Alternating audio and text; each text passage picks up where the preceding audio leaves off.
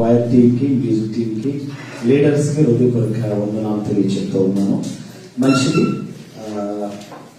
ఈరోజు ఈ విధంగా మనందరము సజీవమైన రెక్కల చోటలో ఎలా ఉన్నామంటే అది కేవలం దేవుని కృప. మొదటిగా మరి గుజరాత్లో అహ్మదాబాద్లో కుప్పకూలిన ఎయిర్ ఇండియా విమాన ప్రయాణంలో చనిపోయిన కుటుంబాలకు ఆదరణ ఓదార్పులు దేవుడు దయచేయాలని చాలామంది మరి కుటుంబాల సమేతంగా చిన్న పిల్లలతో సహా మరి కాల్చబడి మాంసపు ముద్దలుగా మరి ఉన్న స్థితిని చూస్తుంటే హృదయం ఎంతో చలించిపోతుంది. ఎక్కడ చూసినా ప్రమాదపు అంచుల్లో క్రైస్తవ్యం ఉంది. ఎటు చూసినా విపత్తులు, ఎటు చూసినా భూకంపాలు, ఎటు చూసినా ప్రమాదాలు, ఎటు చూసినా యుద్ధ సూచనలు జరుగుతూ ఉన్నాయి. ఈ విషయాల్లో క్రైస్తవులందరూ మెలకువ కలిగి మన క్షేమం కొరకు, ప్రపంచ దేశాల క్షేమం కొరకు మనం ప్రార్థన చేయాలి. ముఖ్యంగా అహ్మదాబాద్లో జరిగిన విమాన ప్రయాణంలో ఆ విమానం ప్రమాదంలో మరణించిన కుటుంబాలకు దేవుడు ఆదరణ ఓదార్పును దయచేయాలని కుటుంబం అంతా, సంఘం అంతా ప్రార్థన చేద్దాం. రెండవదిగా ఇజ్రాయెల్ ఇరాక్ యుద్ధాలు మరి ఆ యుద్ధ సూచన నెమ్మది పొందేటట్లుగా ప్రార్థన చేద్దాం. ఎక్కడ చూసినా దుబాయ్లో కూడా మరి దుబాయ్ మెరీనా మరి హోటల్లో అది అకామిడేషన్, రెసిడెన్సీ అకామిడేషన్ సుమారుగా 3,838 మంది నివాసం చేసే నివాసం మొత్తం అంతా బూడిదైపోయినట్లుగా కాల్చబడింది. వస్తా బిల్డింగ్ కూడా చూసి వచ్చినాము. చాలా భయంకరమైన పరిస్థితుల్లో ఉన్నాం. దేవుడు మనకి ఇచ్చిన ఆయుష్కాలను బట్టి మనం ఎంత జాగ్రత్తగా, ఎంత మెలకుగా, ఎంత భక్తిగా ఉంటే అంత మంచిదని నా సూచన. ప్రార్థన చేయండి. సంఘం కొరకు, ప్రపంచ దేశాల కొరకు, దేశం కొరకు, ముఖ్యంగా రక్షణ కొరకు ప్రార్థన చేద్దాం. ఆ కుటుంబాలకు దేవుడే ఆదరణ ఓదార్పును కలిగించుగాక. రెండవదిగా మరి ఈరోజు పరలోకపు తండ్రి అయిన దేవుడు, ఆత్మీయతలు నడిపించిన ఆత్మీయ తండ్రి, జీవాన్నిచ్చి ఊపిరినిచ్చి మరి మనందరినీ సంరక్షించిన తండ్రులకు అందరికీ, ఇక్కడున్న నా తండ్రి వయసు కలిగిన వారందరికీ కూడా ఫాదర్స్ డే శుభాకాంక్షలు. నా తండ్రి వయసు ఉన్న వాళ్ళందరికీ కూడా తండ్రుల దినోత్సవ శుభాకాంక్షలు. మీరు చెప్పరా? Happy father's day. తల్లిదండ్రులు మనం సన్మానించాలి. దాన్ని బట్టి మన దేవుడు వాక్యం ప్రార్థన చేసుకుంటాం. వాక్యం ద్వారా దేవుడు మనతో మాట్లాడాలని ప్రార్థించాం. కన్న తండ్రి మనసు రేగిన పిల్లలు ఉన్నారా అనే అంశాన్ని ఈరోజు మనం ఆలోచించేద్దాం, ప్రార్థన చేసుకుంటాం. సర్వాధికారిగా మా దేవ, పరలోకము ధర మా కన్న తండ్రి, ఇంతవరకు మమ్మల్ని నడిపించో నీ ఆత్మతో మమ్మల్ని పోయి కొందనాలు.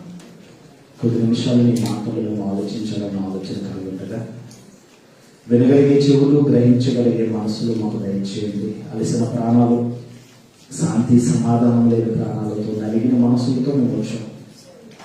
ఈ వాక్యము మనుషులకు నెమ్మదించే, ఈ వాక్యము మనుషులను బ్రతికించే, ఆ వాక్యము ద్వారానే మేము బ్రతుకుతూ ఉన్నాం. ఆ వాక్యానికి లోబడి బ్రతికే వాక్యం మాకు దయచేయాలని, బలహీనులను అయోగ్యుడైన నన్ను పాత్రగా ఎంచుకొని నీ ఆత్మతో మమ్మల్ని నింపి నీ వాక్కులతో మాతో మాట్లాడమని యేసు నామములో అడిగి వేడుకొచ్చున్నాము తండ్రి. ఈరోజు నేను చెప్పబోయే అంశం ఏంటంటే, కన్న తండ్రి మనసెరిగిన పిల్లలు ఉన్నారా? కన్న తండ్రి మనసెరిగిన పిల్లలు ఉన్నారా అనే అంశాన్ని ఈరోజు మనం ఆలోచించాము. భూమి మీద తల్లిదండ్రులైన వారు వారి పిల్లలపై ఎన్నో ఆశలు పెట్టుకుని పెంచి, చదివించి, వారి జీవితాల్లో నెరవేరిన కోరికలు, పిల్లల ద్వారా వారి ఆశయాలను తీర్చుకోవాలనే ప్రయత్నం ఈరోజు ప్రపంచంలో ఉన్న ప్రతి తల్లి తండ్రి చేస్తున్న పని. నేను ఇంజనీర్ అవ్వలేదు, నువ్వైనా ఇంజనీర్ అవరా. నేను డాక్టర్ చదవాలనుకున్నాను, డాక్టర్ చదవలేకపోయింది, నువ్వైనా డాక్టర్ చదువమ్మా అని ఏం చేస్తున్నారంటే వారి ఆశలను అన్నింటినీ కూడా పిల్లల మీద రుద్ది వాళ్ళని బలవంతంగా చదివిస్తూ వాళ్ళ ప్రయోజకులు అవ్వాలని, వారి స్థితిగతులు మారాలని తల్లిదండ్రులు మనం పడిన కష్టం మన పిల్లలు పడకూడదని తల్లిదండ్రులు ప్రతి ఒక్కరు కూడా ఆలోచన చేస్తున్నారు. మంచిది. కన్న తండ్రి మనసెరిగిన పిల్లలు ఉన్నారా?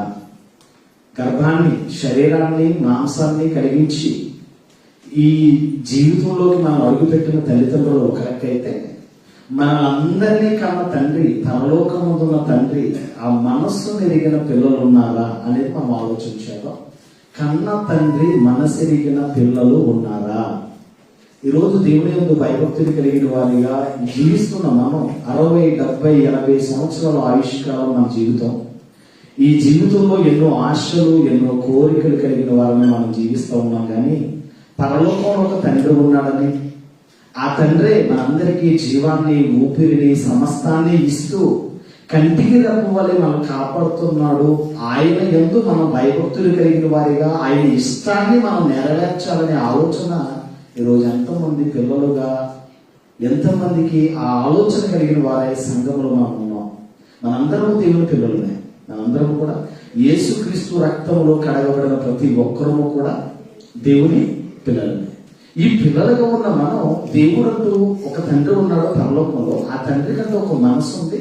ఆ మనసును ఎరిగి, ఆ మనసును అనుసరించి మనం జీవించాలనే ఆలోచన ఈరోజు ఎంతమంది క్రైస్తవ్యానికి ఉంది అనేది ఈరోజు మనం ఆలోచన చేయాలి.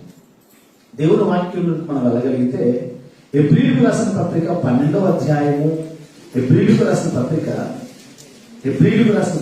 12వ అధ్యాయము 7 నుండి 11 వచనాలు మనం జాగ్రత్తగా ఆలోచన చేయగలిగితే, హెబ్రీయులకు రాసిన పత్రిక 12వ అధ్యాయము 7 నుండి 11 వచనాలు మనం చూడగలిగితే, శిక్షాఫలం పొందుటకై మీరు సహించుచున్నారు, దేవుడు కుమారులుగా మిమ్మల్ని చూచుచున్నాడు, తండ్రి శిక్షింపని కుమారుడెవడు, కుమారులైన వాళ్ళందరూ శిక్షలో పాలు పొందుచున్నారు, మీరు పొందని ఎడల దుర్బీజులే గాని కుమారులు కాదు, మరియు శరీర సంబంధులైన తండ్రులు మనకు శిక్షకులై ఉన్నారు, వారి యందు భయభక్తులు కలిగి ఉంటిమి, అట్లయితే ఆత్మలకు తండ్రి అయిన వానికి మరీ ఎక్కువగా లోబడి బ్రతకవలేదు కదా.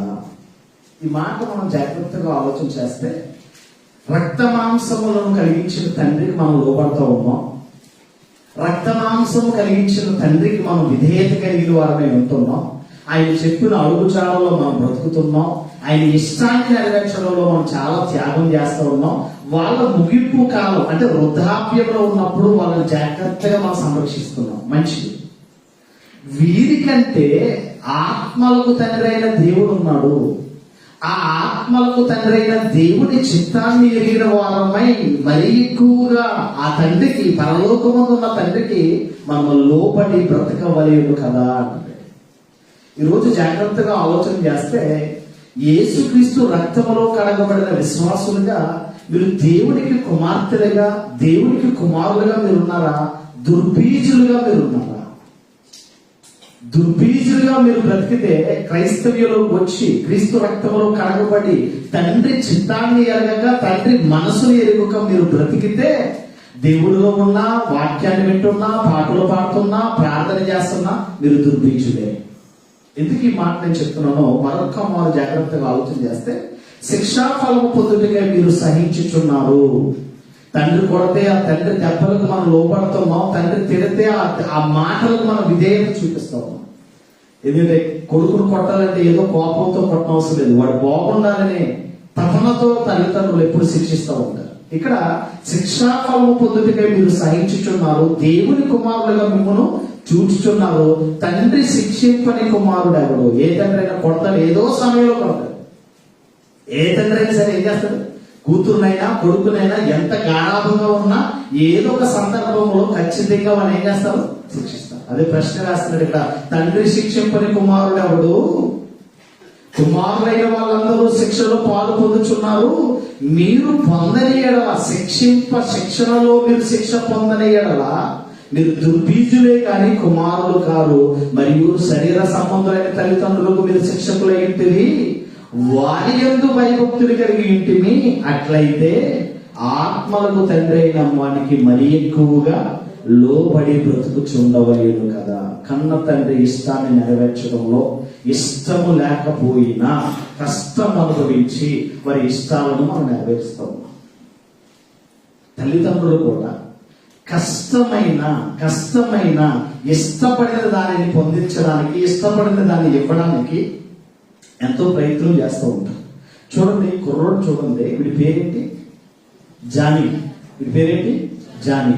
BMW కారు కొనివ్వలేదని యువకుడు ఆత్మహత్య. స్తోమత లేదని చెప్పినా వేడని మొక్కుపోయాడు. ఈరోజు నేను అడుగుతున్నాను, క్రైస్తవ జీవితం, ఇది న్యూస్ పేపర్లో వచ్చింది. న్యూస్ పేపర్లో ఆంధ్రజ్యోతిలో వచ్చింది. అది ఇంతకోసం 10వ తరగతి వరకు చదివాడు. వాళ్ళ తల్లిదండ్రులేమో వ్యవసాయ కూలీలుగా పనిచేస్తా ఉన్నారు. వీడి కోరిక ఏంటి? BMW కారు కొనివ్వలేదని వాడు ఏం చేశాడట? కారు కొనివ్వలేదని ఏం చేశాడట? సూసైడ్ చేసుకుని చచ్చిపోయాడు. కారు కొనివ్వలేదని వాడు ఏం చేశాడు? సూసైడ్ చేసుకుని చచ్చిపోయాడు. ఒకసారి ఈ మాటను మనం చూడగలిగితే స్తోమత లేనప్పుడు, అంత స్థితిగతులు లేనప్పుడు పిల్లల ఎడల మనం ఎంత శ్రద్ధ కలిగిన వారమే పెంచాలి. నేను ఒకటే చెప్తాను, తల్లిదండ్రులుగా ఈ పాఠం అనేది పిల్లలు కలిగిన ప్రతి ఒక్కరికి చాలా చాలా చాలా అవసరం. నేను ఎలాగబ్బా నేను సరిగ్గా మంచి బట్టలు వేసుకోలేదండి, నా పిల్లలకు మంచి బట్టలు ఇవ్వాలి, మంచిదే. నేను ఎలాగో మంచిగా చదువుకోలేదు, నా పిల్లల మంచిదే. కానీ నీ కష్టాన్ని నీ పిల్లలకు నువ్వు తెలియచెప్పకపోతే వచ్చే పర్యవసానం ఏంటంటే నీ కొడుకు నీకు మిగిల్చేది ఏంటి? కన్నీరు. నీ కొడుకు నీకు ఏం మిగిలిస్తాడు? కన్నీరు. స్తోమత లేదమ్మా, నేను కొనలేను కానీ నీకు కనీసం ఒక కారు కొంటాను, చిన్న కారు అయినా కొంటాను, ఏదో ఒక కారు కొంటానని చెప్పినా వాడు BMW కావాలని కొనలేనందుకు వాడు ఏం చేశాడట? ఆత్మహత్య చేసుకుని చచ్చిపోయాడు. ఇది ఒక సంఘటన. తల్లిదండ్రులకు ఇంతవరకు పెంచింది, 21 సంవత్సరాలు తల్లి మోసింది, పెంచింది, పోషించింది. వీడు తల్లిదండ్రులకు ఏం మిగిల్చాడు? వీడు బతికిన కాలం అంతా, తల్లిదండ్రులు బ్రతికిన కాలం అంతా ఆడి కోసం ఏడుస్తూనే ఉంటా ఉంటారు. ఆడు ఏం చేసుకున్నాడు? చచ్చి ఏదైనా సాధించాడా? BMW కారు వచ్చిందానికి? BMW కారు వచ్చిందా? రాలేదు. ఒకటి చూపిస్తాను. ఈరోజు తల్లిదండ్రులుగా ఎంత దారుణమైన తల్లిదండ్రులు వీళ్ళని ఆలోచన చేస్తే, ఎవరు 2 కుమారులను చంపేసిన తండ్రి. ఎందుకు చంపేశాడంటే పిల్లలంట ప్రపంచంతో పోటీ పడట్లేదట. ప్రపంచంతో పిల్లలు పోటీ పడట్లేదని కాళ్ళు చేతులు కట్టేసి వాటిని ఒక నీటిలో, ఒక బకెట్లో, బకెట్లో వాళ్ళని కాళ్ళు వేసి 2 కాళ్ళు 2 చేతులతో తొక్కి వాళ్ళు చంపేశాడు. ఒక తండ్రి ఇంత దారుణంగా చంపేస్తాడా? ఒక తండ్రి ఇంత దారుణంగా చంపేసే పరిస్థితి వస్తుందా అని ఆలోచన చేస్తే, ఎవరు ఏం జరుగుతుంది సమాజంలో, ఏమవుతుంది అని ఆలోచన చేస్తే, కుమారులు ఏం చేయగలట? ప్రపంచంతో పోటీ పడతాడు. అందుకే నా పిల్లలు నేను ఏం చేశాను? చంపేశాను. ఇది ఏమన్నా చదువుకోలేడు అంటే మంచి ఎడ్యుకేటెడ్ అండి. కొన్ని వయసులు చూడండి, 7 సంవత్సరాలు 6 సంవత్సరాలు కలిగిన వాళ్ళు ప్రపంచంతో పోటీ పడతారా?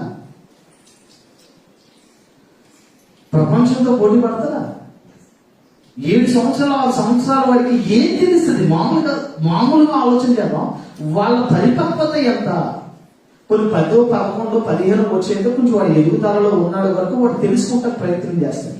ప్రపంచంతో పోటీ పడలేదని తల్లిదండ్రులుగా ఉన్న నీవే నీ పిల్లల్ని చంపేయడం అనేది ఎంత దారుణమైన పరిస్థితి.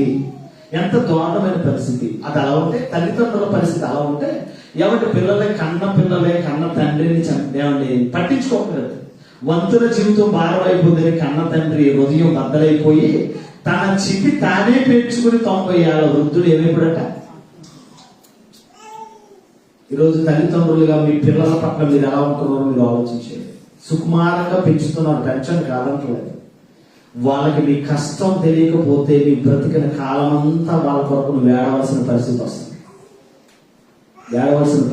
చాలా సంపాదించాడు ఈయన వృద్ధాప్యంలో, 90 సంవత్సరాల వృద్ధాప్యంలో.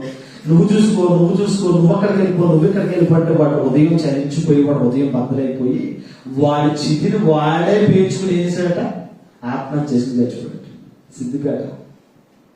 ఎందుకు ఈ మాటలు చెప్తుంటే, ఈరోజు తల్లిదండ్రులుగా ఈరోజే తండ్రి గుర్తొస్తాడు. అది భయంకరమైన బాధాకరమైనది ఏంటంటే, ఇప్పుడే గుర్తొస్తాడు. ఎవరో తండ్రి. ఎందుకు ఈరోజు ఎందుకు గుర్తొస్తాడు? చెప్పండి. ఈరోజు ఎందుకు గుర్తొస్తాడండి? ఏ రోజు fathers day. I love you daddy selfie. ఆడి చచ్చిపోయి చౌపతుల మధ్య ఉంటే పట్టించుకోలేని దౌర్భాగ్యకరమైన పరిస్థితుల్లో పిల్లలు ఉన్నారు. స్వాభావికంగా ఇంత క్లియర్ గా ఎందుకు చెప్తున్నా, ఈరోజు మన తల్లిదండ్రులు మనం ఎలా చూస్తామో మన పిల్లలు అలాగే చూస్తారు. మన తల్లిదండ్రులను నెత్తి మీద పెట్టుకుని తల్లిదండ్రుల ఎడల మన శ్రద్ధ కలిగి మనం ఉంటే మన పిల్లలు మన ఎడల శ్రద్ధ. ఒక సంఘటన చెప్తాను. వృద్ధాప్యంలో ఉన్న తల్లిని ఒక తండ్రి బలవంతంగా తీసుకుపోతుందట. కార్యక్రమ రామ్ అని తీసుకుపోతాడు. నాన్న నేను వస్తాను నాన్న నీతో. తన కొడుకు కూడా వెళ్ళాడు. ఏలా ఏంటి ఆ నాన్నమ్మ ఎందుకు డాడీ అలా ఏడ్చేస్తుంది, ఎందుకు అలా ఏడుస్తుంది అంటే, లేదురా నాన్నకి ఇక్కడ కొంచెం ఇబ్బందిగా ఉంటుంది, మీరు చదువుకుంటూ వెళ్ళిపోతున్నారు, మేము డ్యూటీలో వెళ్ళిపోతున్నాం, నాన్నమ్మ ఒక్కతో ఉంటుంది, నాన్నమ్మ తోడెవరు లేరు, నాన్నమ్మని ఒక హాస్టల్లో వేద్దాం, ఓల్డేజ్ హోమ్ వేద్దాం అనుకుంటున్నాను, తీసుకుపోతున్నాను. నాయన నేనేమి మీరు ఎట్టిందే తింటాను, మీరు పెట్టిందే నేను తింటాను, మీరు చెప్పిందే నేను వింటాను, మిమ్మల్ని డిస్టర్బ్ చేయినాను, నన్ను వదిలేయినానని ఏడుస్తున్నా బలవంతంగా కార్లో ఎక్కించుకుని తీసుకెళ్లి ఓల్డేజ్ హోమ్ లో జాయిన్ చేసి వచ్చేసాను.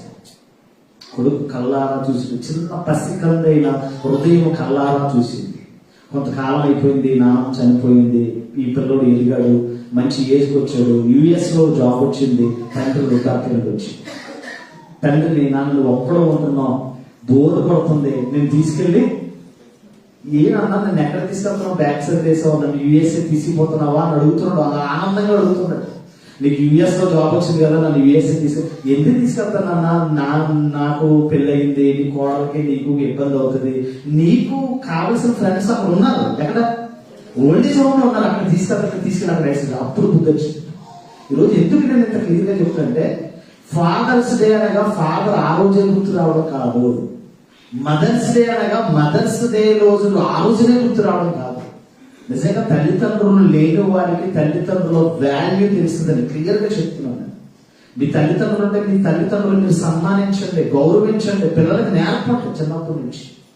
మీ పిల్లలకు మీ తల్లిదండ్రుల ఏడవ శ్రద్ధ ఎలా ఉండాలో, ఏ విధంగా ఉండాలో మీ పిల్లలకు మీరు నేర్పించండి. మీ తల్లిదండ్రులు మీ పిల్లల ఎదుట గౌరవిస్తే మీ పిల్లలు నిన్ను గౌరవిస్తారు. మీ పిల్లల ఎదుట మీ తల్లిదండ్రులు పట్టించుకోకపోతే భవిష్యత్తులో నీకు వచ్చే పర్యవసానం కూడా అదే జరిగింది.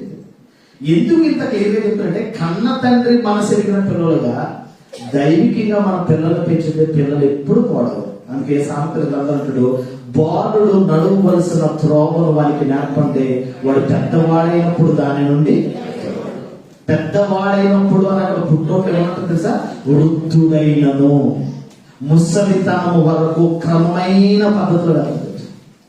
ఈరోజు తల్లిదండ్రులుగా అమ్మ నాన్న ఉన్నంతకాలం వాళ్ళ వాల్యూ తెలియదండి. పోగొట్టుకుంటే నా ముందు చాలా మంది అమ్మలేని వాళ్ళు, నాన్నలేని వాళ్ళు ఉన్నారు. నిజంగా వాళ్ళు చూస్తుంటే ఈ రోజు మా నాన్న ఉంటే ఎంత బాగుందో, మా అమ్మ నాతో ఉంటే ఎంత బాగుందని వాళ్ళు ఏడుస్తుంటే చాలా బాధ అనిపిస్తూ ఉంటుంది. నిజంగా చెప్తున్నాను. వాళ్ళు ఉన్నంతకాలం వాళ్ళ వాల్యూ తెలియదు. వృద్ధాప్యంలో తల్లిని కానీ తండ్రిని కానీ వదిలేసి నీ భార్య కావాలని భార్య వెనక వెళ్తే తర్వాత నీ భవిష్యత్తులో నేను కన్న తల్లి, నవమాసాలు పోసిన తల్లి ఆ వృద్ధాప్యంలో ఎవరి దగ్గరికి వెళ్తుంది, ఎవరు చోటిస్తారు, ఎవరు ఆదరిస్తారు? ఈరోజు తల్లిదండ్రులుగా తల్లిదండ్రుల మనసునే మనం ఎరగకుండా వాళ్ళ రక్తాన్ని మాంసంగా, వాళ్ళ రక్తాన్ని పాలుగా మార్చి ఉగ్గుపాలతో నిన్ను పెంచి తినగా నిన్ను పోషించి నిన్ను పెంచి ఉన్నతమైన స్థితిలో నేను ఉంచితే వృద్ధాప్యంలో తల్లిదండ్రులు ఏం చేస్తున్నావు, విడిచిపెడుతున్నావు. ఎప్పుడు తల్లిదండ్రులు గుర్తొస్తున్నారు? ఫాదర్స్ డేకి మదర్స్ డేకి గుర్తొస్తున్నారు తల్లిదండ్రులు. అప్పుడు అమ్మ ఫోటో పెడతాం, ఒక సెల్ఫీతో అమ్మ ఫోటో పెట్టి స్టేటస్ లో పెట్టుకుంటాం. అంటే సంవత్సరానికి ఒకసారి నిన్ను అలా అనుకుంటే నువ్వు బతుకుండేవాడు. అసలు నీ తల్లి కానీ తండ్రి కానీ అలా అనుకుంటే బ్రతుకుండేవాడు. నాన్న నవమాసాల్లో మోస్తాడు, అమ్మ 9 నెలలే మోస్తుంది. అమ్మ 9 నెలలే మోస్తాడు, అమ్మ నవమాసాలు మోస్తాడు, బ్రతికిన కాలం అంతా మోస్తాడు.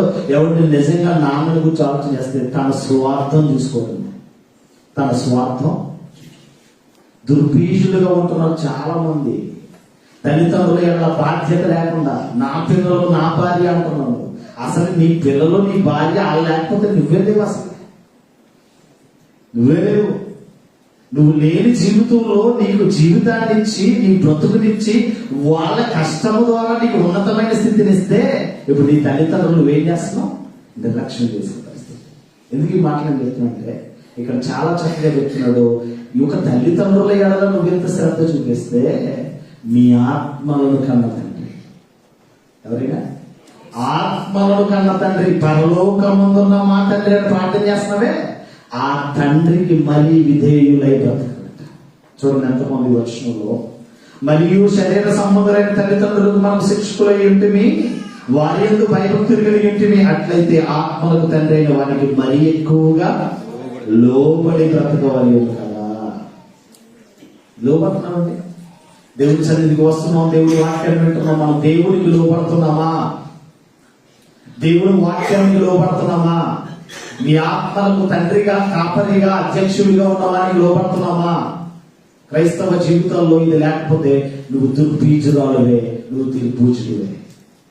ఎందుకు ఈ మాట నేను చెప్తున్నాను? ఒక మాట చూస్తే హెబ్రీయులకు రాసిన పత్రిక 5వ అధ్యాయం 7-8 వచనాల్లో చాలా అద్భుతంగా మనకు కనిపిస్తూ ఉంటుంది. 5వ అధ్యాయం 7-8 వచనాల్లో ఎవరైనా చదువుతున్నానో జాగ్రత్తగా మీ మనసులో మీరు చదువుకోండి. 5వ అధ్యాయం 7-8 వచనంలో, యేసుక్రీస్తు శరీరధారి అయి ఉన్న దినములలో మహారోదనతోనూ కన్నీళ్లతోనూ తను మరణం నుండి రక్షింపగలిగిన వారికి ప్రార్థనలు, యాచనలు సమర్పించి భయభక్తులు కలిగి ఉన్నందున ఆయన అంగీకరించబడిన ఆయన కుమారుడయ్యుండి తాను పొందిన శ్రమల వలన విధేయతను నేర్చుకుని అనే మాట మనం చూస్తాం.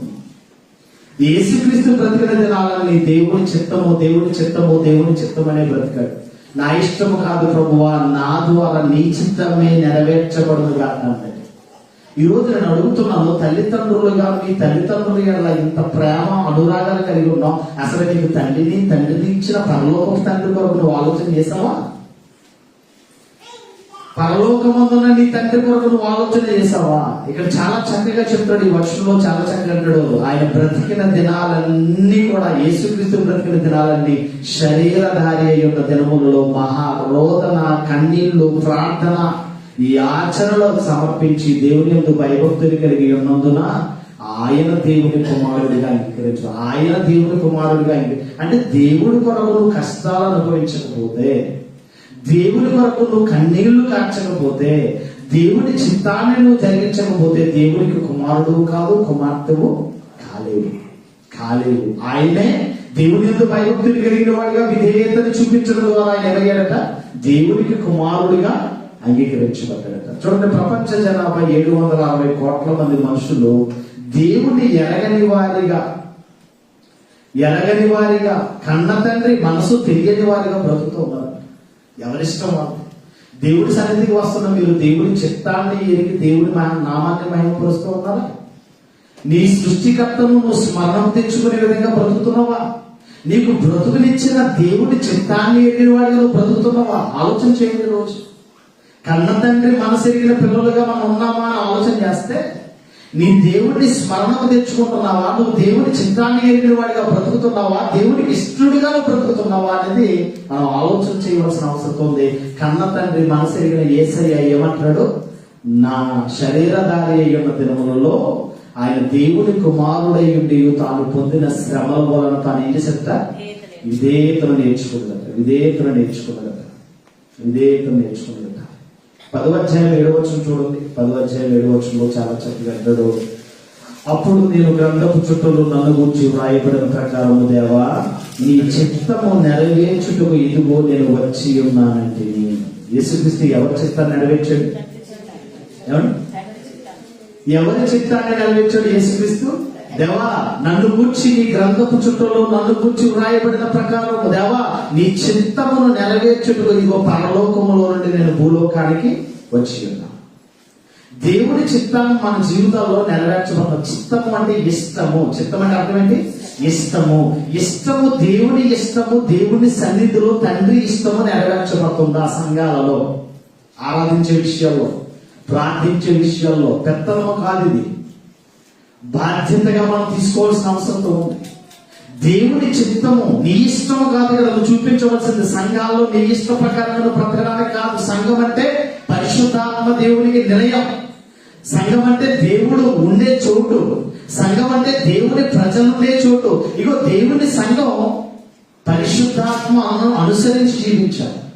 దేవుని సంఘం అల్లరికి కర్త కాదు. దేవుని సంఘం చాలా చాలా చాలా క్రమశిక్షణతో ఉండాలి. ఎందుకు ఈ మాట నేను చెప్తున్నానంటే, ఇక్కడ చెప్తున్నాడు, ఇగో దేవుడి చిత్తాన్ని నెరవేర్చడానికి మన రక్షకుడైన యేసుక్రీస్తే ఏం చేస్తున్నాడు?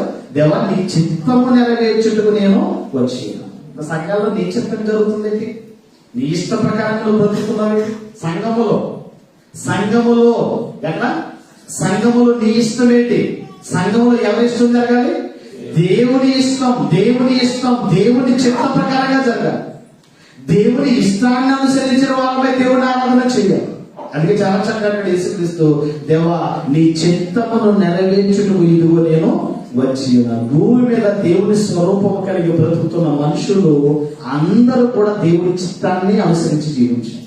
మనం ప్రార్థించే విషయాల్లో, పరిచర్య విషయాల్లో, మన పర్సనల్ విషయాల్లో, దేవా నీ చిత్త ప్రకారముగా నన్ను నడిపించు. నీకు ఇష్టమైతే, నీ చిత్తమైతే, ఇది లేకుండా నువ్వు నీ చిత్తాన్ని ప్రదర్శించావా అది నీకు శాపముగా మారిపోతుంది. ఎవరిష్టం వచ్చినట్లుగా వాళ్ళ సంఘంలో బిహేవ్ చేయడానికి కుదరదు. ఇది పరిశుద్ధ దేవుని ఆలయం, జీవము గల దేవుని సంఘం, జీవము గల దేవుని సంఘం. సంఘములో వస్తున్న వారు, సంఘములో నడిపిస్తున్న కాపురైనా విశ్వాసులైనా దేవుని చిత్తానికి లోపడితే ఆశీర్వాదం. దేవుని చిత్తానికి వ్యతిరేకత కలిగిందా అది నీకు శాపముగా, నీకు ప్రమాదకరముగా మారిపోతుంది. యేసుక్రీస్తు కూడా, దేవా నీ చిత్తమును నెరవేర్చుటకు ఇదిగో నేను వచ్చి ఉన్నాను. ఏం చేశాడు ఆయన బ్రతికిన కాలం అంతా? యోహాను సువార్త 17:4లో, యోహాను సువార్త 17:4 ఆయన ఏం చేశాడు అసలు? ఆయన ఆలోచన చేస్తే 17:4 అంటున్నాడు, చేయుటకు నీవు నాకు ఇచ్చిన పని నేను సంపూర్ణముగా నెరవేర్చి భూమి మీద నేను నిన్ను మహిమపరచాను. దేవుడు పని చేస్తున్నారా? దేవుడి పని బాధ్యతగా చేస్తున్నారా? దేవుడి పనిని బాధ్యతగా చేస్తున్నారా? మనసెరిగిన పిల్లలు బాధ్యతగా చేస్తారు. గుర్తింపు కోరుతున్నారంటే వాడు మనసెరిగిన వాడు కాదు, వాడి ఇష్టము, వాడి చిత్తాన్ని, వాడి ఇష్టాన్ని ప్రదర్శిస్తున్నాడని అర్థం. సంఘములో నువ్వు ఎప్పుడు కూడా తగ్గవలసిన వాడవై ఉన్నావు, ఎప్పుడు కూడా ఆయన హెచ్చవలసిన వాడై ఉన్నావు. ఎవరైనా సరే, అది నేనైనా మీరైనా. సంఘములో దేవుడు ఎప్పుడు హెచ్చవలసిన వాడై ఉండాలి. సంఘములో విశ్వాసిగా ఉన్న నువ్వు నేను తగ్గవలసిన వాడు. ఎందుకు ఈ చెప్తున్నాడు చాలా చక్కగా, చేయుటకు నీవు నాకు ఇచ్చిన పని నేను భూమి మీద నేను నిన్ను మహిమపరిచి నేను సంపూర్ణముగా చేసి ఉన్నాను. దేవుడి పని ఎలా చేయాలట?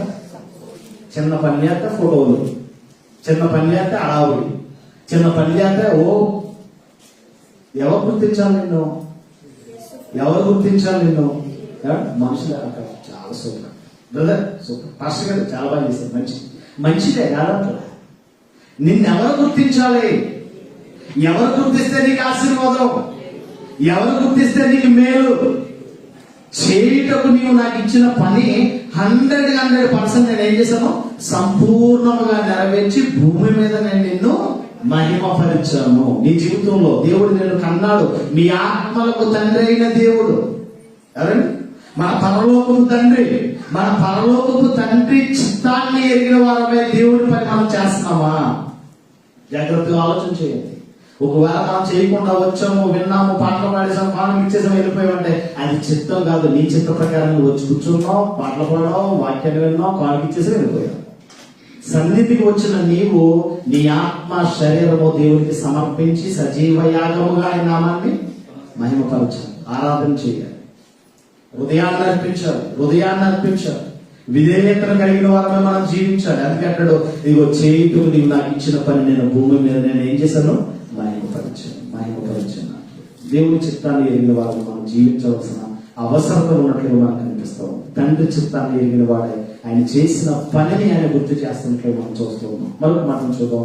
కీర్తన గ్రంథం 40వ కీర్తన 8వ వచనంలో, కీర్తన గ్రంథం 40వ కీర్తన 8వ వచనంలో, దేవా నా దేవా నీ చిత్తము నెరవేర్చుట నాకు సంతోషం అంటున్నామండి. అనడు సార్, దేవా నీ చిత్తము నెరవేర్చుట నాకు సంతోషం. నువ్వేమంటావా? నా చిత్తము నెరవేర్చుట నాకు సంతోషం. నువ్వు అనుకునేది అదే. నిన్ను గుర్తించాలని పాపులాట, పదవుల కొరకు పాపులాట, సంఘాల్లో బాధ్యతల కొరకు పోరాటం సంఘాల్లో జరుగుతుంది. నీ చిత్తము కాదు సంఘాల్లో జరగవలసింది, దేవుని చిత్తము జరగాలి. అదే చెప్తాడు ఇక్కడ, చాలా చక్కగా చెప్తాడు.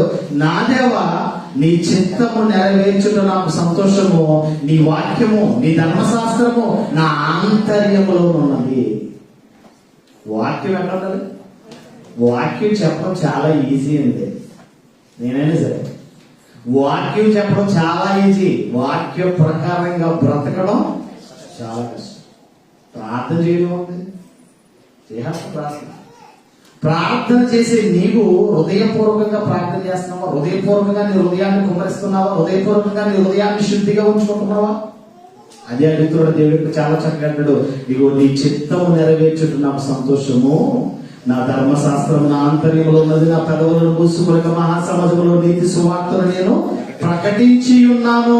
అబ్బా, సువార్తను ప్రకటించేవారు ఎంతమంది ఉన్నారు ఇక్కడ? సువార్తను ప్రకటించేవారు. దేవుడా దేవుడా దేవుడా దేవుడా అంటే దేవుడు చెప్పిన పని ఏది చేయట్లేదు. దేవుడు ఏం చెప్పాడు? మీరు సర్వలోకానికి వెళ్ళంటారా? సర్వ సృష్టికి సువార్తను ఎంతమంది ప్రకటిస్తున్నారండి? ఎంతమంది నశించిపోతున్న వారి పట్ల భారం కలిగి సువార్తను ప్రకటిస్తున్నారు? నా పెదవులను మూసుకొనక, ఏమంటారు? నా పెదవులను నేను మూసుకొనక మహాసమాజములో నీతి సువార్తను నేను ప్రకటించుచుంటినని నేనంటిని. యెహోవా అది నీకు తెలిసే. ఎవరు తెలుసుకోవాలి? నీ పని ఎవరు గుర్తించాలి? నీ పని ఎవరు గుర్తించాలి? నీ పని నువ్వు చేసే పని ఎవరు గుర్తించాలి? దేవుడు. ఫోటోగాళ్ళు అంటారు కొంతమంది. ఫోటోగాళ్ళు అంటే అర్థం తెలుసా? సోకాల్ ఫోటోగాళ్ళు అంటారు. ఫోటోగాళ్ళు అంటే తెలుసా? ఏ పనికైనా సరే ఫోటోలు పెడతా ఉంటారు. ఇంత చేస్తాను. నిన్ను దేవుడు తెలుసుకుంటే చాలు. దేవుడు తెలుసుకుంటే చాలు అని చాలా చక్కగా చెప్తాడు ఈ వర్షంలో. ఎవడు ఏమంటాడు? నీతిని నా హృదయంలో ఉంచుకుని ఉన్నాను, నేను ఊరకుండలేదు. నేను చేసిన సువార్త, నేను పడిన కష్టం యెహోవా నీకు తెలిసి ఉన్నది. ఎవరంటున్నారు? యేసుక్రీస్తుని గురించి మాట్లాడిన మాట అంటే ఆయన చేసిన పని, ఆయన చేసిన కష్టం దేవుడు తెలుసుకోవాలి. దేవుని మనస్సు ఎరిగిన వారిగా మనం బ్రతకాలి. యెషయా గ్రంథం 42వ అధ్యాయం 1వ వచనంలో, యెషయా గ్రంథం 42వ అధ్యాయం 1వ వచనంలో, ఇదిగో నేను ఆదుకున్న నా సేవకుడు, నేను ఏర్పరచుకున్న వాడు, నా ప్రాణమునకు ప్రియుడు, అతని యందు నా ఆత్మను ఉంచి ఉన్నాను, అతడు అన్యజనులకు న్యాయము కనపరచును. ఇదిగో నా మనసు ఎరిగిన వాడు. ఎవరండి? యేసుక్రీస్తు. యేసుక్రీస్తు ఇదిగో నేను ఆదుకున్న నా సేవకుడు, నేను ఏర్పరచుకున్న వాడు, నా ప్రాణములకు ప్రియుడు. అప్ప ఎవరికి ప్రియంగా ఉంటున్నారండి మీరు? గ్రూపులు. ఎవరికి ప్రియులుగా ఉంటున్నారు మీరు? దేవుడికి ప్రియుడిగా ఉండాలట. దేవుడి మీద ఆనుకోవాలట. ఎంత బాగుందో చూడండి, ఎంత బాగుంది అంటాడు, నేను ఆదుకున్న నా సేవకుడు, నేను ఏర్పరచుకునే వాడు, నా ప్రాణమునకు ప్రియుడు. ఎవరికి ప్రియంగా ఉంటున్నాడు? సహోదరికి సహోదరులకి ఎవరికైనా ప్రియంగా ఉంటున్నారా? ప్రియంగా ఉంటారు కొంతమంది. జాగ్రత్త, నువ్వు దేవుడికి ప్రియుడిగా ఉంటే నీకు మేలు అని చెప్తాడు. యేసుక్రీస్తు గురించి చెప్తూ, అతని యందు నా ఆత్మను ఉంచి ఉన్నాను, అతడు అన్యజనులకు న్యాయమును కనపరిచేవాడిగా ఉంటాడు. దేవుడి మనస్సును ఎరిగిన వాడు దేవుడి చిత్తాన్ని చేస్తాడు. దేవుడి మనసును ఎరగలేని వాడు దేవుడి చిత్తాన్ని నెరవేర్చగా తన చిత్తాన్ని సంఘంలో చూపిస్తూ ఉంటాడు. ఇది చాలా ప్రమాదకరమైనది. ఇది చేదైన వేరుతో సమానంగా ఉంటుంది. కనుక చాలా జాగ్రత్తగా ఉండాలి. ఇదిగో దేవుడి ఇష్టాన్ని ఎరిగిన వాడి గురించి దేవుడు చెప్తున్నాడు. అపోస్తల కార్యములు 13వ అధ్యాయం 22వ వచనంలో చాలా చక్కగా చెప్తాడు.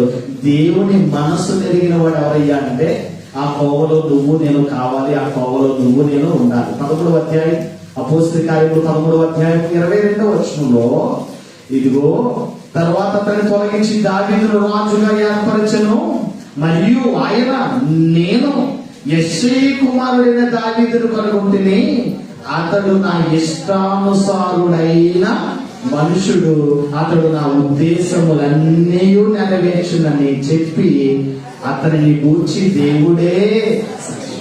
ఎవరి కోసం? నీకోసం ఏ సాక్షి చెప్తారు? అక్క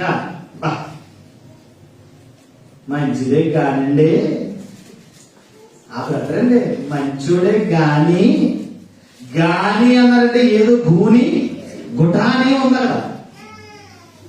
జాగ్రత్త, క్లియర్ గా చెప్తున్నాను, చాలా జాగ్రత్తగా ఉండాలి. మన క్రైస్తవ జీవితంలో నువ్వు దేవుడికి మెచ్చే విధంగా ఉంటే నీకు మేలు, దేవుడికి నచ్చే విధంగా ఉంటే నీకు మేలది. ఎంత బాగుందో చూడండి వచనంలో, నేను యెష్షయి కుమారుడైన దావీదును నేను కనుగొన్నాను, అతడు నా ఇష్టానుసారుడైన. ఎవరికి పెట్టగా ఉంటున్నాడు? పెట్టాలి తెలుసా? ఓడి పెట్ట కాదు, ఇష్టలు. కొంతమంది అంటారు, కొంతమందికి అనుచరులు. నువ్వు దేవుడికి అనుచరుడు అయితే నీకు మేలు జరుగుతుంది. దేవుని ఇష్టాన్ని నెరవేరిస్తే నీకు మేలు జరుగుతుంది. అదే చెప్తాడు, అతడు నా ఇష్టానుసారుడైన మనుషుడు, అతడు నా ఇష్టాలు, నా ఉద్దేశాలు, నా సంకల్పాలు, నా కోరికలు అన్ని కూడా ఎరిగినవాడు. ఎవరిని కనుగొన్నారు చెప్పండి? ఎవరిని కనుగొన్నారు? ఒక మనుష్యుణ్ణి, ఒక గొర్రెల కాపరిని, ఒక అరణ్యంలో తిరిగేవాడిని, అరే నువ్వు దేనికి పనికిరావా, పోయి గొర్రెలు కాచుకోవాలని గెట్టేసిన వాడిని దేవుడు మనసు ఎరిగాడు. ఎవరైనా? దావీదే. ఎవరు? దావీదు. ఇతడు నా ఇష్టానుసారుడైన మనుషుడు, ఇతడు యందు నా ఉద్దేశాలు, నా కోరికలు, నా ఆలోచనలన్నీ కూడా సమర్పించాడు. ప్రభువునందు ప్రియమైన సహోదరి సహోదరులారా, దేవుని ఇష్టాన్ని ఎరిగిన వారిగా మనం బ్రతుకుతున్నామా? ఆయన జీవితంలో, మన జీవితంలో ఆయన చిత్తాన్ని జరిగించాం. ఆయన చిత్తాన్ని జరిగించేవాడిగా మనం ఉండవలసిన అవసరంతో ఉంది. దావీదుని గురించి 89వ కీర్తన 20వ వచనంలో చాలా చక్కగా చెప్తున్నాడు. 89వ కీర్తన 20వ వచనంలో, 89:20లో నా సేవకుడైన దావీదును నేను కనుగొని ఉన్నాను, నా పరిశుద్ధ తైలముతో నేను అతనిని అభిషేకించుచున్నాను, నా చెయ్యి ఎడతెగక అతనికి తోడగిడ్డును, నా బాహుబలం అతనిని బలపరచను, ఏ శత్రువు అతని మీద జయముందదు. అబ్బబ్బబ్బ, నువ్వు దేవుడికి పనికొచ్చే పాత్రగా ఉంటే ఎటువంటి సాతాను పనిన ఎటువంటి విరోధకరమైన బాణము నుంచి నన్ను తప్పించుకుంటా. కొంతమంది నచ్చలేదు, ఆమె అంటలేదు. నువ్వు దేవునికి నచ్చే విధంగా నువ్వు బ్రతికితే సాతాను పనిన ఎన్ని శోధనల నుంచి నన్ను తప్పించబడతావు, నువ్వు రక్షించబడతావు, నువ్వు కాపాడబడతావు. దేవుని బాహుబలానికి తోడే ఉందట. ఏకది దేవుని ఇష్టాన్ని ఎరిగిన సేవకుడుగా ఉన్నావా? దేవుని ఇష్టాన్ని ఎరిగిన కుమార్తెగా కుమారుడుగా బ్రతుకుతున్నావా? దావీదు గురించి చెప్పాడు, నా సేవకుడైన దావీదును నేను కనుగొన్నాను. కనుగొనలేదు. అసలు 760 కోట్ల జనాంగంలో నువ్వు నేను ఉన్నావు. ఈ 760 కోట్ల జనాంగంలో దేవుడు నిన్ను నన్ను కనుగొన్నాడా? కనుగోవాలంటే నువ్వు ఆయన ఇష్టాన్ని, ఆయన మనస్సును ఎరగాలి. దేవుని మనసును ఎరిగిన వారమే మనం పని చేస్తే, దేవుని మనసును ఎరిగిన వారిగా మనం సేవ చేస్తే, దేవుని ఎరిగిన వారమే మనం ఆరాధన చేస్తే, మన భక్తిని మనం చూపిస్తే దేవుడు మన మనసును ఎరుగుతుంది. చాలా చక్కగా చెప్తాడు వచనంలో, అతడు నా ఇష్టానుసారుడైన మనుష్యుడే, అతడు నా మనసును ఎరిగిన నా సేవకుడు. అబ్బబ్బా, నా పరిశుద్ధ తైలముతో అతను నేను ఏం చేశాను? అభిషేకించాను. కన్న తండ్రి సాక్ష్యం చెప్తా ఉన్నాడు. సమూయేలు రాసిన మొదటి గ్రంథం 13వ అధ్యాయం 14వ వచనంలో, సమూయేలు రాసిన మొదటి గ్రంథం 13వ అధ్యాయము 14వ వచనంలో, 13-14లో, యెహోవా తన చిత్తానుసారమైన మనస్సు గల ఒకని కనుగొని ఉన్నాను, నీవు ఆజ్ఞాపించిన దాన్ని నీవు గైకొనకపోతే కనుక యెహోవా తన జనుల మీద అతనిని అధిపతిగా నియమించాడు. పేరుకు పెత్తనం ఇస్తే తలంతా దొరికిందంట. విన్నారు ఎప్పుడైనా? మా తాత మా మామ మాట్లాడే మాటలు. పేరుకి పెత్తనం ఇస్తే తలంతా కొరికిందంట. కొరికడం అంటే ఎలా కొరికితే అలా ఒక స్టాంప్ లాగా వచ్చేటం ఉంటుంది. ఆ టైప్ ఉంటుంది. చాలా మంది ఇక్కడ సంఘాలలో పరిస్థితులు ఎలా ఉంటాయంటే, బాధ్యత కలిగిన సంఘం, దేవుని చిత్తాన్ని ఎరిగిన సంఘం, దేవుడు ఎరిగిన మనుషులుగా ఉంటే అది సంఘానికి శ్రేయస్కరం. అది దేవుని మనస్సును ఎరిగిన వారిగా ఆయన ద్వారా దయను పొందుకునే అవకాశం ఉంటుంది. చూడండి ఎంతమంది వచనం అంటున్నాడు. చాలా బాగుంటుంది. యెహోవా తన చిత్తానుసారమైన మనస్సు కలిగిన ఒక మనుషుని నేను ఏం చేశాను? ఎరిగాను. యెహోవా తన చిత్తానుసారమైన మనస్సు కలిగిన ఒక నేను ఏం చేశాను? కనుగొన్నాను. అతను నా మనసును ఎరిగిన వాడు. సంఘానికి వస్తున్న మనం సంఘానికి శ్రేయస్కరంగా ఉండాలి, సంఘాన్ని మేలుకొల్పే విధంగా ఉండాలి, సంఘాన్ని వృద్ధి చెందే విధంగా మనం బ్రతకాలి. సంఘంలో బ్రతుకుతున్న స్త్రీ పురుషులైనా, సంఘ సేవకుడిగా నేనైనా దేవుని చిత్తానికి లోబడిన వాడనే, ఆయన చిత్తాన్ని ఎరిగిన వాడిగా మనం ఉంటే, ఆయన చిత్తానుసారమైన మనసు కలిగిన వాడిగా మనం ఉంటే అది మనకు మంచిది. సౌలుని ఎందుకు తొలగించాడు? ఇజ్రాయేలుగా మొట్టమొదటి రాజుగా గాడిదలు వెతుకుంటాడు, తప్పికొని గాడిదలు వెతుకుంటున్న గాడిదని తీసుకొచ్చి ఇజ్రాయేలుగా రాజుగా నియమించేసింది. ఎందుకు గాడిద మనస్తత్వం కలిగిన వాడిగా ఎందుకు మారిపోయాడు? ఎందుకు తొలగబడ్డాడంటే దేవుని మాట వినలేదు, లోబడలేదు. 2 మార్లు ఆత్మ వచ్చి గద్దించినా వాడు లోబడలేదు. అదిగో తొలగించేశాడు. వెతికాడు, కనుగొన్నాడు. ఎవరు నా మనసుని ఎరిగిన వారు, ఎవరు కనుగొని, ఇదిగో ఇతడు నా ఇష్టానుసారుడైన నా మనసును ఎరిగిన వాడు, ఇదిగో నా దయను పొందుకున్నాడు. ఏంటంటే ఎంతమందో చూడండి, ఎంతమందో యెహోవా తన చిత్తానుసారమైన మనస్సు కలిగిన వాడిని దేవుడు ఎరిగాడు, కనుగొన్నాడు. అందుకే అతన్ని దేవుడు ఏం అధిపతిగా నియమించాడు. దేవుడు మనసు ఎరిగిన వారిని మనం పని చేయాలి. దేవుడి చిత్తాన్ని ఎరిగిన వారికి మనం బ్రతకపోతే ఈ జీవితం వ్యర్థమైపోతుంది. కన్న తండ్రి మనసు ఎరిగిన పిల్లలుగా మనం బ్రతికితే మనకు మంచిది. నేను చెప్తున్నాను, రక్షించబడిన మీరు మీ రక్షణను చివరి వరకు కొనసాగించండి. నమ్మకంగా ఉండండి, దేవుడి సన్నిధిలో నమ్మకంగా ఉండండి. కొద్ది దాంట్లో మీరు నమ్మకంగా ఉంటే ఉన్నతమైన దానిలో నమ్మకస్తులుగా మీరు ఉండడానికి అవకాశం ఉంటుంది. కొద్ది దాంట్లోనే మీరు నమ్మకస్తులను చూపించకపోతే మీరు నమ్మకస్తులుగా మీరు జీవించలేరు.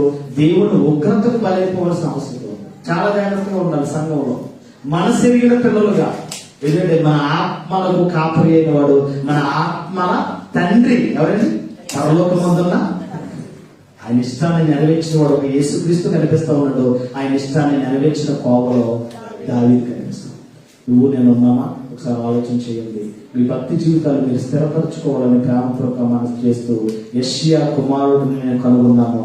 అతడు నా ఇష్టానుసారుడైన మనుష్యుడు, అతడు నా ఉద్దేశములన్నీ నెరవేర్చాడు. నువ్వు దేవుని చిత్తాన్ని ఎరిగిన వాళ్ళే దేవుని చిత్తాన్ని చేయాలని మనసారా కోరుకుంటూ ఈ మాటలు ముగిస్తున్నాను.